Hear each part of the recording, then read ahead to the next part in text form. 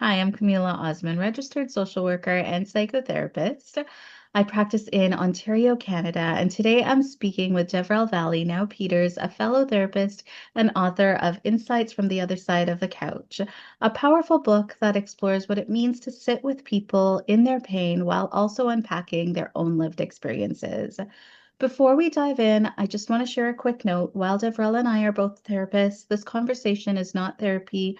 We're here to share our insights, reflections, and lived experience for educational purposes only. Please take only what resonates with you and know that if anything discussed brings up strong emotions, it's okay to pause or seek support. This space is meant to be about connection and growth, not clinical advice. Our focus today is on breaking mental health stigma that continues to show up in Caribbean communities, both back home and across the diaspora. These conversations many of us didn't grow up having, yet are vital because silence doesn't mean healing. We're going to explore culture, intergenerational trauma, and representation in therapy and what it takes to move forward toward collective healing. Devrel, I'm so glad to have you here. Before we get into the questions, can you tell us a little about yourself and what led you to this work? Oh man, thank you so much for the opportunity. I just want to say that we kind of just met, but we instantly clicked, and I really appreciate the opportunity to speak with you and have this discussion because it's so necessary for our population, for our community. So yes, my name is Davrielle Peters, and I fell in love with just the human mind from a very young age. I was that friend that most people would turn to and talk to about their issues. And also coming from a background of me being diagnosed with dyslexia at a young age, at like the age of 6, I also was very curious about how the mind works, how it's different from other minds and how other people see different things. And to add a layer of that, then coming from a household with where there was divorce, I also wanted to better understand just the family and how the family works as well. So it's a culmination of my experiences and also just wanting to help others better understand their families and their lives and their relationships that led me to this field where we are right now. I love that so much. So many of us are called to the work from Yeah. our lived experience and personal experience throughout life. And so thank you for sharing a little bit about that. Tell me about the book because I've told you, how I found this book when I was down in Trinidad and, even the cashier that when I was buying it, loved it and was so excited to share it with me, tell me how to use it. So I'm curious, what inspired you to write Insights from the Other Side of the Couch? Whew. So it's literally right there. You can I've see got it. mine right here too. Oh, Sorry. this book, it's kind of like a baby. Like I gave birth to my first child because it really was a process. It was a process. And the idea behind the book was how do I make therapy approachable? Hmm. There's so many people that I meet that think about therapy Hmm. and they have an idea about it. They've seen it Hollywoodized, so they have a concept of it, but they don't know how it can help them. Hmm. And there's still this stigma, right? That I have to be crazy to go and seek help, to ask for help, to go and start that therapeutic journey. And so I really wanted to make it approachable. Yeah. So this book is really some of the, as it's called, insights or revelations, or aha moments that would have come about through that therapeutic journey that I would have taken with my clients, both their insights as well as my insights. Mhm. And it's kind of a capsule of the therapeutic journey because the book goes through 4 phases, and that's almost the 4 phases that I would take my client through. We start in the past. We start with transgenerational trauma. How did you get here? Mhm. And then we start working on healing. We start looking at your relationships, and then we end up at what kind of person do you want to become? How do you find a balance? Mhm. So it really is therapy in a capsule, but I always tell people it's not a novel, it's not a book that you sit down and you race through. No, it's like a tablet a day, right? There are short passages, could be one-liners on a page, and then there are some pages that have an entire paragraph, and the idea really is to read a page, really process it and digest it, reflect on it. How does this relate to me? If it doesn't relate to you, how does it relate to someone that I know? How can I start a conversation, right? Because again, like you said, there are many conversations that we don't have or we weren't taught to have.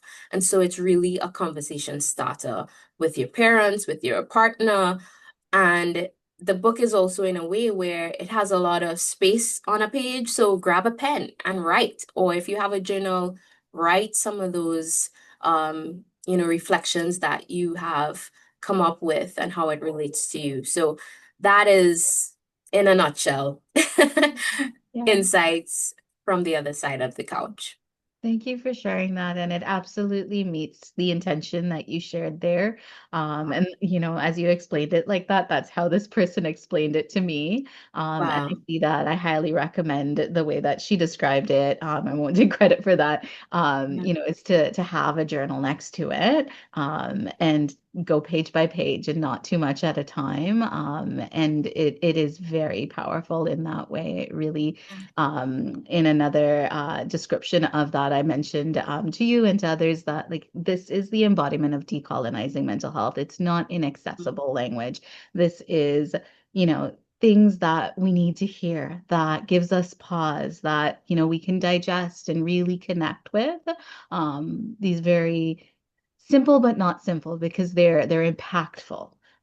So they're tangible, impactful statements on every page of this book. And so thank you Wow. for sharing that.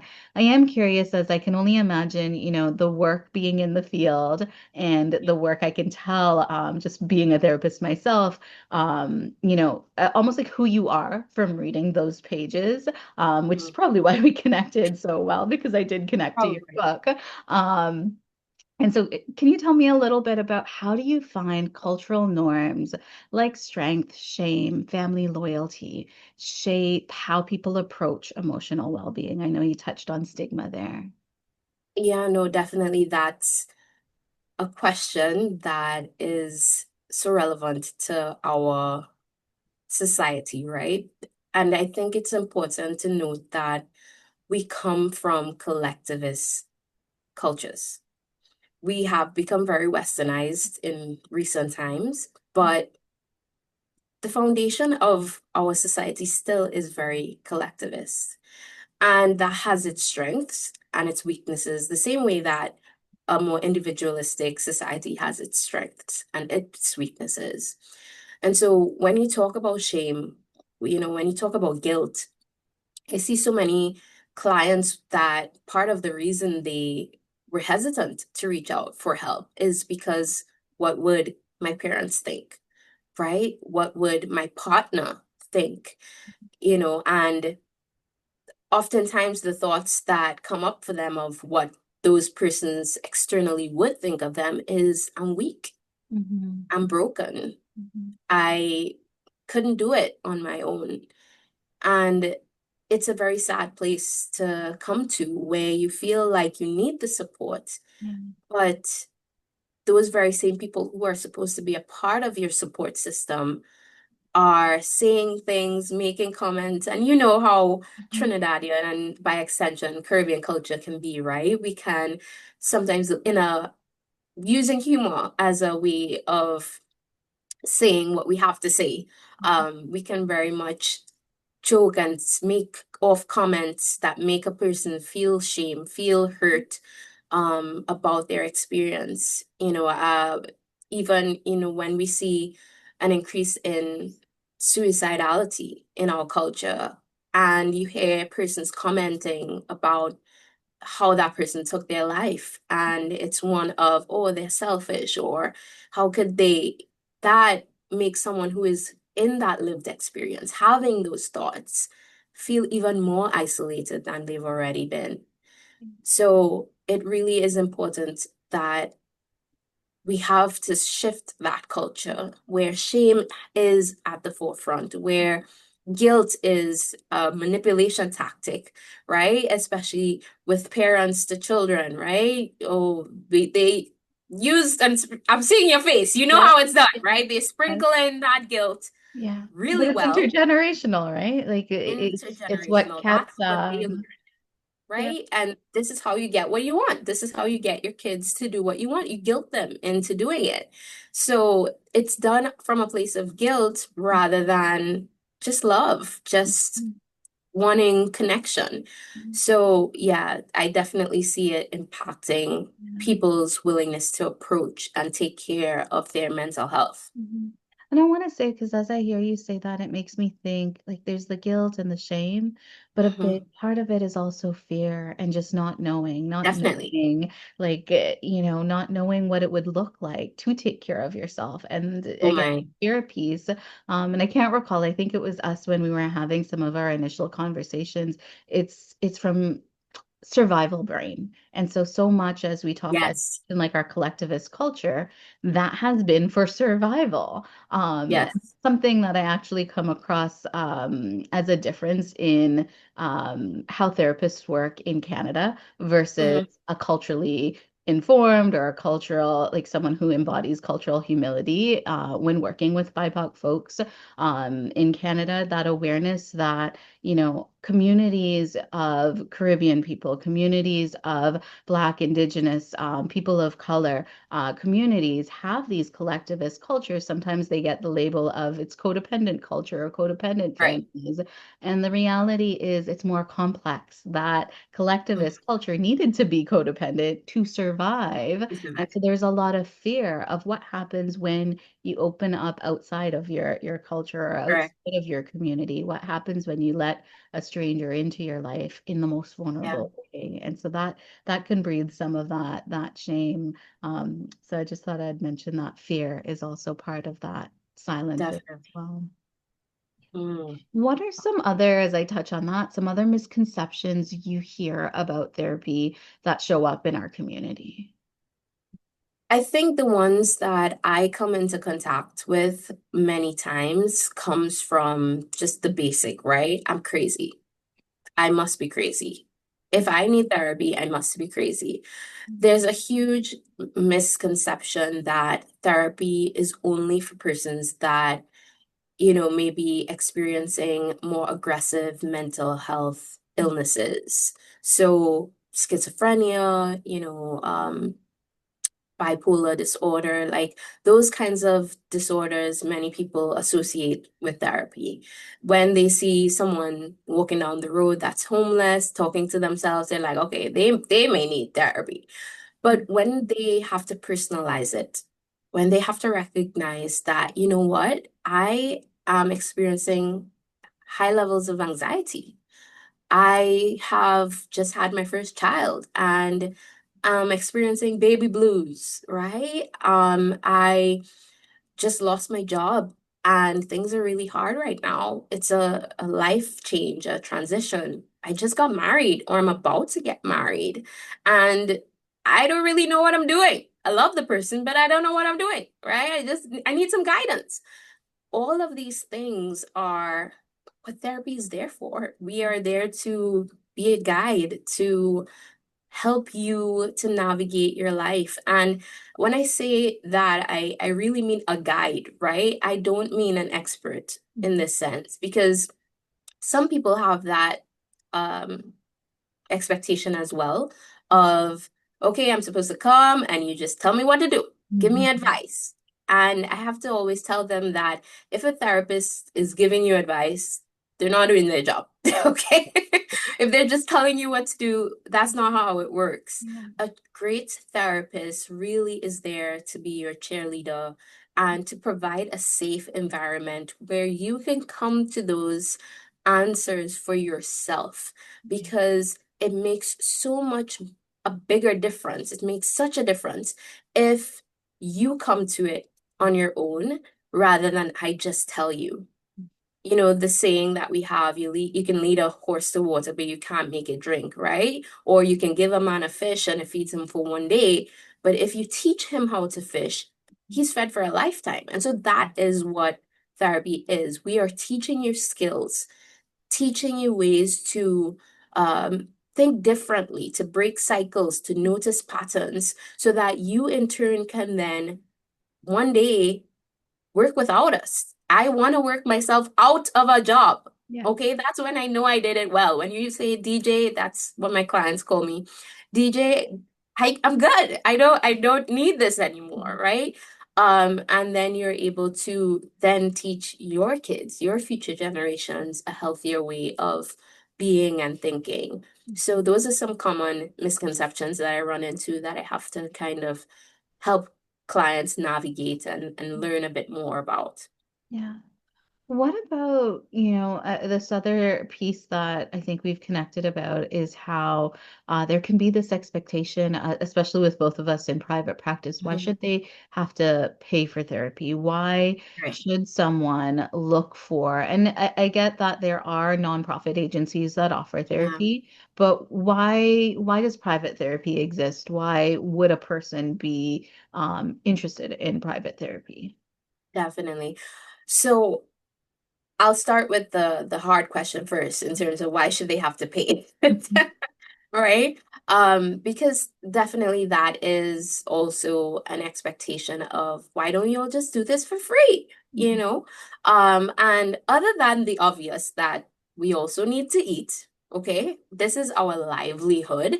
The other part about it, I think, is there is more respect and more, I think, more importance played or um more value that's placed onto something when you have purchasing power. Mhm.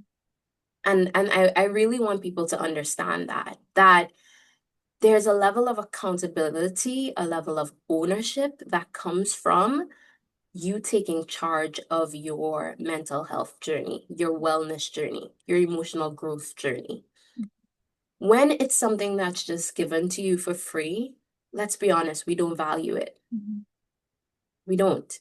But when we are making some level of sacrifice, this is something that needs my attention.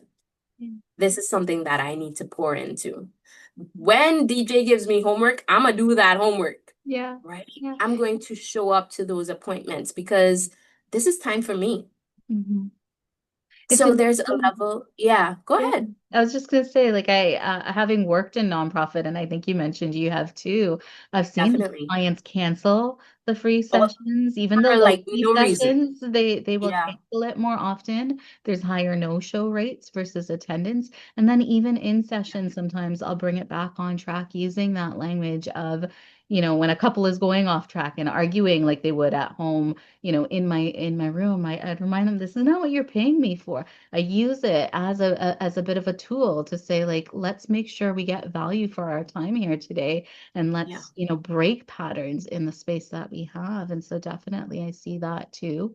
I think there's yeah, the whole other piece that we've connected about of regulation and knowing that, when you're seeking private therapy, and with a therapist, and of course you want to yeah. do the homework and make sure the person you're seeing is in fact qualified to Credit, do the work. credible, right? But there is that piece, like someone who's qualified to do the work and doing ongoing professional development is incurring costs to stay in service. And so there are costs to it. If you're in nonprofit, then someone else is funding that cost, just like in a public hospital, someone else is paying those staff members, but they're still getting paid. In nonprofit therapy settings, the therapists are still getting paid. So then in private, then it is out of pocket, whether that's extended Yeah. health benefits or not. And, is that something that you all have in Trinidad, the extended health benefits where work might sometimes cover the cost of therapy? So I'll say yes and no, in the sense of there are some private organizations Mhm. that do have what we would call employee assistant programs for Okay. their employees to seek therapy. Mhm. That's also one of the services that my company provides, Evolve in You. We provide EAPs. Mhm. Um, and there are some nonprofits, and I don't want people to walk away from this conversation thinking that nonprofits are bad, right? They have their place. They definitely do. And there are a lot of people who can't afford Mhm. therapy and, they need that assistance. And so these nonprofit organizations, the public healthcare system is there for them. But if you are in a position where you can afford it, but it's just a means of budgeting, Mhm. right? And recognizing that there is value here, then I do encourage you to seek private practice therapy. And it doesn't have to be mine, it could be anybody, right? But you're really able to get that tailored care and know and have confidence that this person has been trained and not just trained 50 years ago, they're keeping up with their training, with the latest research, right? They're about taking care of you in this way. So, yes, I think we all have a role when it comes to serving the community, whether it's through private practice, nonprofit, public sector, private sector. And it's really about at the end of the day getting people the care and assistance that they need. Mhm. What do just being of Caribbean, the Caribbean diaspora, I'm curious, what do you notice is that difference between when clients feel culturally seen as well as clinically seen? So the difference between going to a therapist who understands your identity, who lives your identity in Yeah. some ways. It's almost like a breath of fresh air. I've had clients where they had previously seen someone who was of a different race than them or cultural background than them, and then they saw me and it was almost like, okay, I could stop code switching. Mhm. I could Yes, I yes, could that's fully it. be seen and be myself and not wonder if I'm being judged in therapy, Mhm. which the whole point of therapy is to not be judged, right? Now, that being said, I will say that it's not necessarily that the therapist was judging them, okay? The therapist was probably really trying to be as open and empathetic as they could be. But because of our culture's past mass traumas, we have then internalized how others perceive us. And so that person may have very well felt judged, even though they were not being judged. Mhm. So I do think it's important. However, you also see the opposite effect at times, where some people like having someone of a different culture um, to share, and they feel comfortable with that therapist. So when it comes to selecting a therapist, I like to tell people that it's really about finding someone. It's kind of like finding a good relationship, Mhm. right? Sometimes you have to go through multiple consultations until you find someone where you get that click, where you have that rapport, where you feel comfortable, where Mhm. you feel like, okay, this is someone I feel safe enough to open Mhm. up to. Yeah. It takes some time. And so sometimes people have a one-off therapy experience and they didn't feel comfortable and they write off therapy altogether and they're like, therapy isn't for me. Yeah. And I'm like, no, no. Did you stop dating after the first frog you kissed? Relationship in order. Right? Exactly. You Yeah. have to keep trying. Find someone. Wait until you find someone. Finding the therapist for you sometimes takes time. Yeah. And thank you for mentioning consults because that's a huge part of finding the right Mhm. therapist. And you're right, like sometimes even you do a consult, you might have that first session and it's still not the right fit. That's an important piece to keep looking. Do the consults, which are usually 15 minutes. I'm not sure how long your consult is, but 15 to 20 minutes. A lot of therapists offer free consults to have a chance to meet with them and see what's the vibe, what's the connection. Ask those hard questions about their background. Make sure it's a match. So what you're bringing into therapy matches their scope of practice before you even, engage in therapy. That's huge. Definitely. Yeah. Yeah. Um, I'm curious as we're on this, how would you say historical? Because I know a part of what you offer is that lens, not just for trauma, but intergenerational trauma. And so my curiosity is, how would you say historical social factors like colonization, migration, whether it's migration to Trinidad or from Trinidad, or the Caribbean, or even poverty affects mental health today? And I know that's a loaded question, but just I'm lay glad you said it. You said it. It's a loaded question. Wow. So, like I said earlier, we definitely have experienced various types of mass trauma within the Caribbean. We've experienced slavery, which that in itself, I can't fully go into it, but research has shown that trauma affects even down to our DNA. Yeah. And that then impacts the future generations. And we've seen that it impacts up to three generations.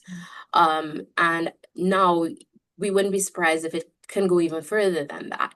So, that being said, we have to understand that although slavery didn't necessarily happen to us in this current generation, it did happen to past generations, and it would have informed their ways of interacting, their ways of thinking, their ways of processing. There would have been a lot of trauma that would have been absorbed and not processed. Mhm. And when trauma is not processed, it's passed on.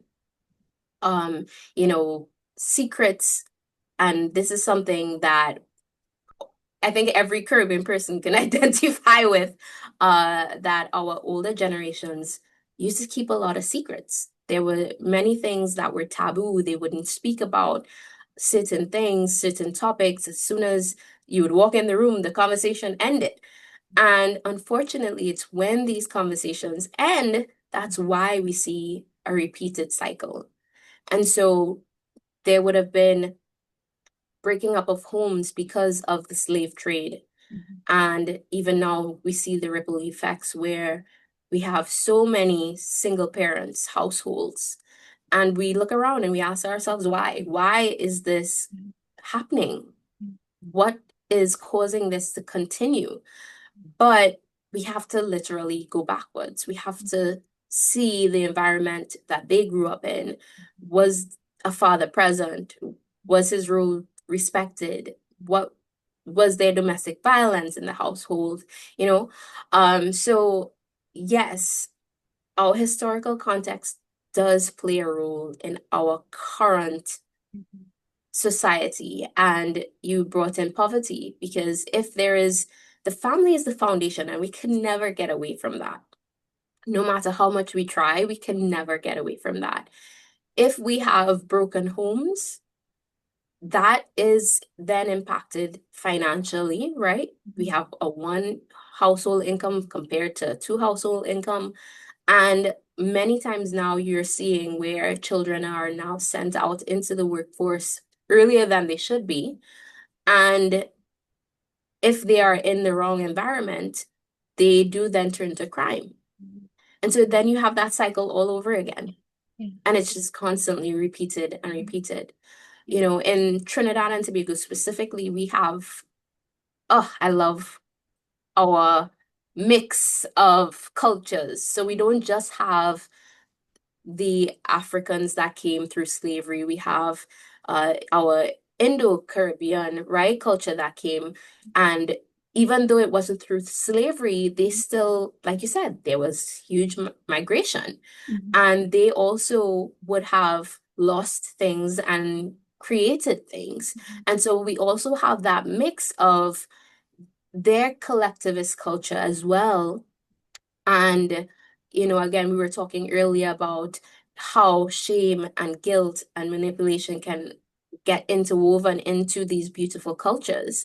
And so their tight-knittedness, it's very hard sometimes for an external person to come in to help, right? Mhm. And again, those secrets Yeah. that are not shared. So even in those cultures, we see where there's a repeat of many unhealthy patterns, with guilt, with um, in-laws abuse. You see that a lot of time, right? In-law abuse.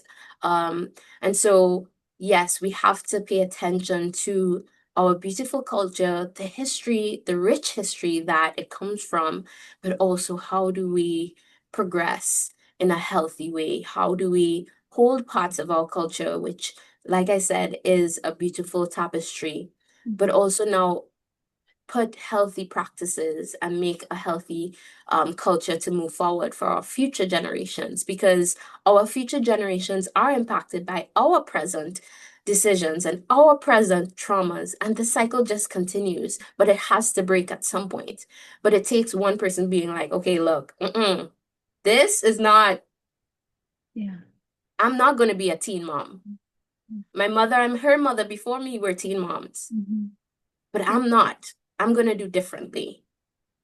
Yeah, I And I hope love that that answers your you question. you I know it's a loaded question, and so thank you for, going into that depth. And I know we can't do justice to the layers there, but in that nutshell, of course, it impacts our mental health because it affects the way that we think, the decisions that we make. As you talk about the idea of secrets, that in itself, when we talk about why is there stigma, that pattern is there. That's part of, as you said, our DNA and kind of our temperament to keep silent, to feel that shame, to not want to share. And as you talk about where some of that may come from in terms of slavery, in terms of that history, that may have been survivorship at some point. That it was really Definitely. important to keep quiet, to not talk about Yeah. these things out loud, to put on a strong face and not let people see you cry, not let people see your weaknesses, because they may have very well taken advantage of that. And there's so much there, like even as you talk about domestic violence, and one that you didn't mention but I hear a lot of is like alcoholism. And even on the Definitely. poverty Substance end of things, abuse. Yeah. sometimes we hear insensitive comments that people will make as to why he or she can't get a job, or comments like making it sound like it's easy and minimizing it. But what we almost need to look at when we kind of touch on the impact of colonization, migration, poverty on mental health is to flip that question. And I've heard it put this way before, by a US doctor, Dr. Nadine Burke. She talks, maybe you're familiar in The the ACEs, aces. the Ah, you're ACEs, talking my adverse language. childhood experiences. Yes. Yes. And so she talks about, let's, when we see someone struggling with whatever, let's ask Mhm. what happened to them instead of what's wrong with them, Yeah. instead of that medical model diagnosing, and she's a doctor. Right. But let's Exactly. ask, let's not What forget happened? what Because happened they to have a them. Where is story. that history? And I also love that you so rightfully said, we can break some of that cycle too. The DNA part of it, there is that term epigenetics. And the same way, yes, as you talk about the tree generations there, we are impacted by the experiences of our parents, our grandfathers, our grandmothers, and our ancestors. We are also able to create change. So our choices today Correct. can, like, to choose to heal, to choose to face the uncomfortable things. I've had some of these uncomfortable conversations with my parents because some of these things, again, there's silence in pockets. And sometimes, even just the simple conversation, like a loaded one, and I won't go there too far, but a loaded one is like Indian Arrival Day. I talked about, let's talk about this a little and unpack it a little bit more. Let's Mhm. look at the benefits and privileges that we had, even though there was hardships. Let's look at the Right. privileges we had and why there's poverty in certain places in Trinidad, Right. why there's higher crime rates, why, as I said, instead of the pointing the finger and the blame. And so, these Correct. conversations may be really uncomfortable, may be really difficult, but it's, Mhm. we need to start breaking silence. It's necessary. Yeah. Yeah. Okay, I've deviated from our questions on like a little bit. Let's come back to intergenerational pieces and hopefully, are you noticing any generational shifts in how people relate to therapy and emotional healing? Definitely. definitely. I see it even from probably like the millennial generation. Mhm. We are so much more open to working on ourselves. We still have that barrier because our parents are still very much present and in our heads. But they have been stepping out and taking that leap of faith and reaching out and saying, okay, I want to be that change because they now have children. We have the Gen Zs. Um, and I definitely see, there's always exception to the rule, right? So I don't want people to think that the earlier generations, there weren't people that were trying to make a difference. But as a collective, I think more so the millennial generation really, at least Caribbean in the Caribbean, has been starting to shift that mindset of stigma. And so they are more open to reach out for help. They are more open to, um, go to therapy. It might be in secret too, right? That they're going to therapy. They don't tell their family a lot of times, which is unfortunate, but they are doing the work and they're open to doing the work. Mhm. Yeah. A funny story, when I first started my own therapy, I was in university and I told my parents it was for school. And so, I hear that. Yeah, and definitely felt that. And I mean, now they know. But yeah, in those beginning stages, a lot of the stigma, is something that I felt in those early ages. And so, thank you for sharing that. For anyone that is beginning to unpack generational trauma, what's a good starting point? What would you recommend? I would recommend that, okay, I would actually recommend two things.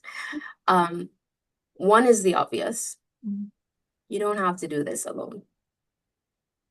People always ask when is the right time to start therapy. The right time is always now. Mhm. It's now. 2 years from now, do you want to be in the same space? Mhm. Like now is the right time. So just reach out, just start. The other thing I would suggest is observe.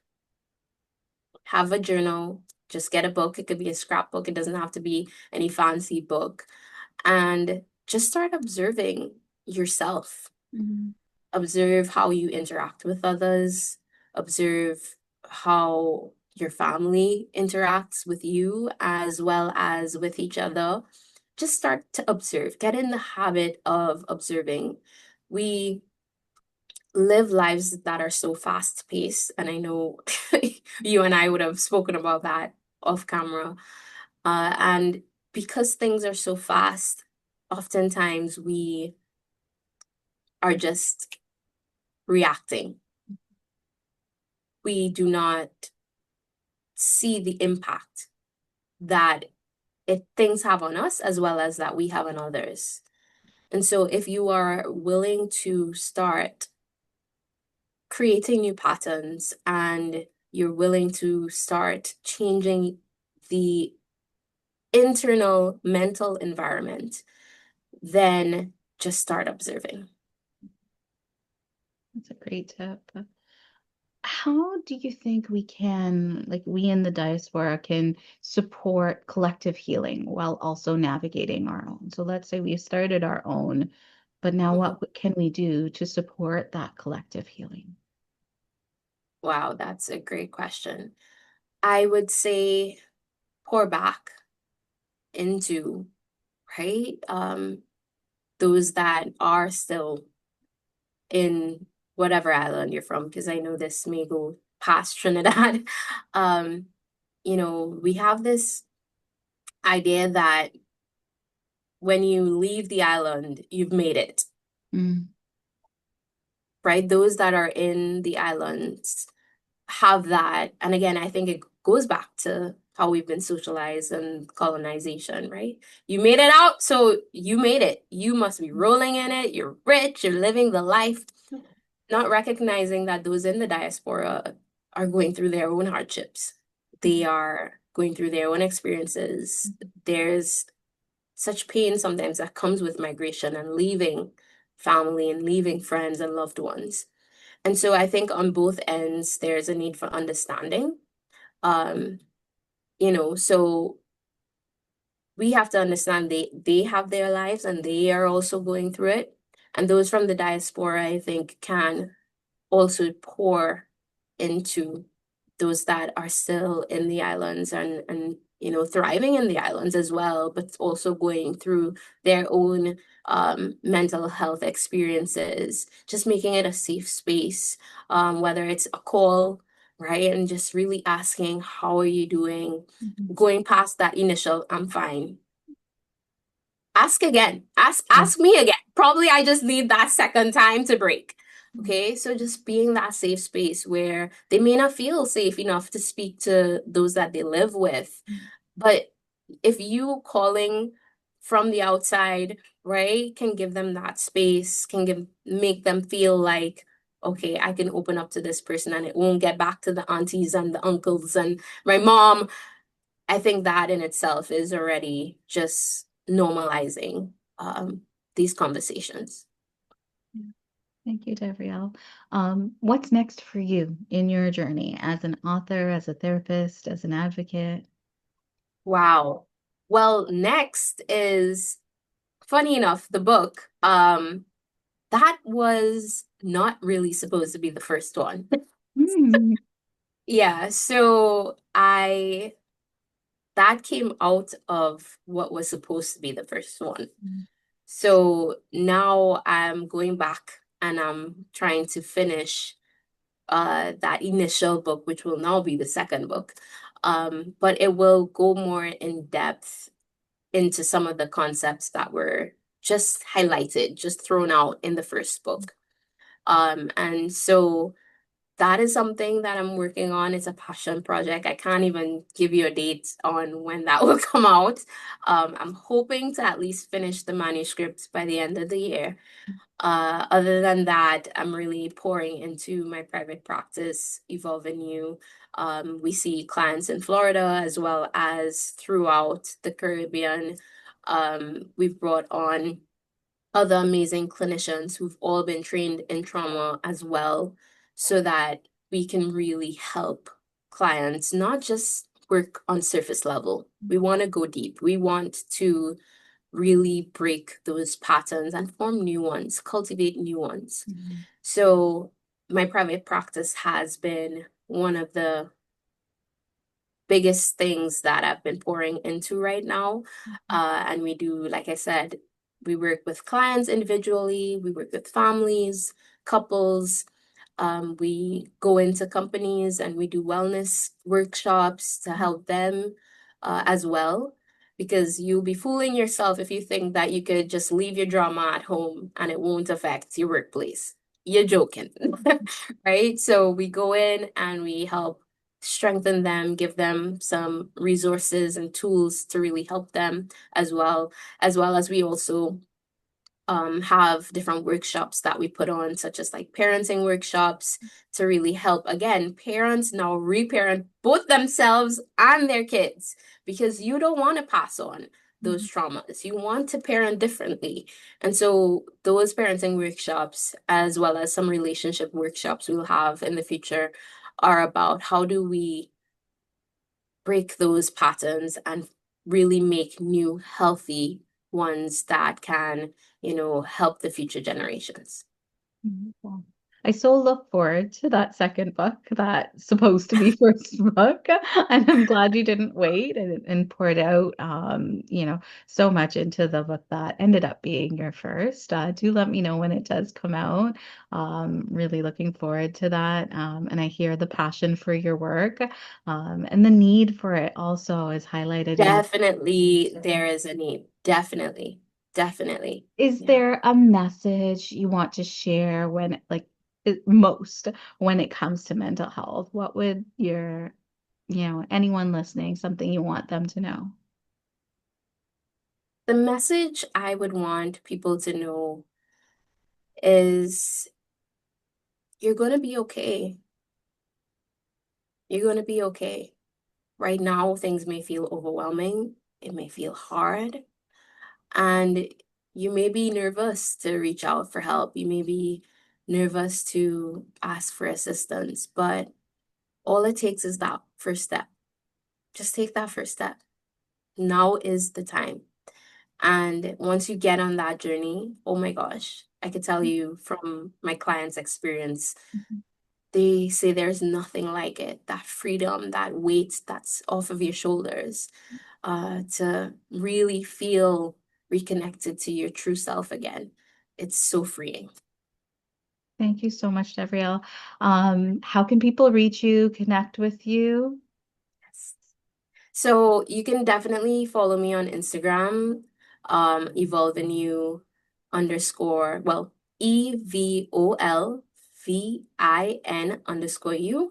You can also reach out through our website, evolvingyou.com. I know we'll put all the links in the video so they can reach out. Feel free to reach out, to follow, to, just say, hey, I saw the video. This meant something to me. I know we'll both really appreciate hearing from you guys. Even in the comments, if you have a comment or a question, feel free to message down below and we'll respond as well. Thank you so much.